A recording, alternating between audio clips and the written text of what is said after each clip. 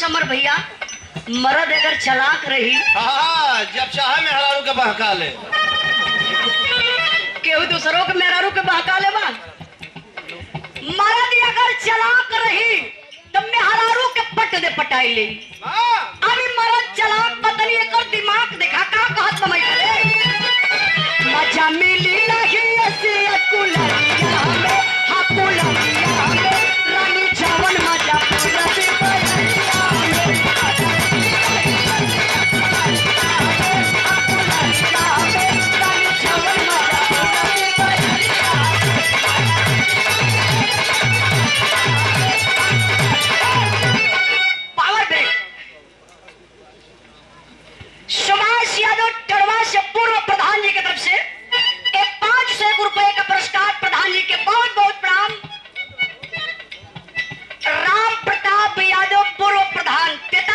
आपके तरफ से 500 रुपए का पुरस्कार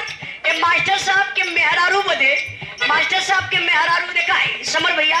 एगो गाना जरूर आप गा दी जैसे दू मेहरारू वाला हमारे मास्टर साहब ही दू मेहरारू से परेशान हो इतनी उम्र में 2 गो मेहरारू रख ले हूँ ना हो और के बेटुआ वाली हो। अच्छा अच्छा अरे ये के है पतोहिया बाबा हो एक गाना इनके बदे जरूर आप गा दी है मतलब देखली बकचोदवा के दूध में हरी तो देखा मेहरारू बतावत बा लेकिन भैया फरमाइश तो करत हुआ कहीं डर लगत हो कि